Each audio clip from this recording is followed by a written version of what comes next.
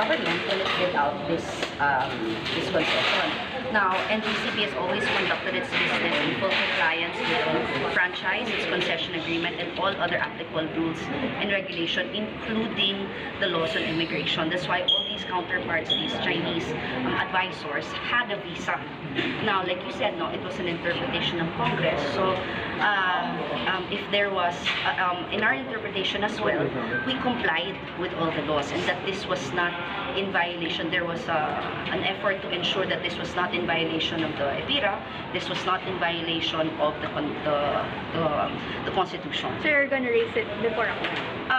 We'll see. We'll see what happens, no? But definitely NGCP's presence in today's hearing is an indication of our really our good faith effort to ensure that our operations remain transparent, as is this transparency has characterized our operations since.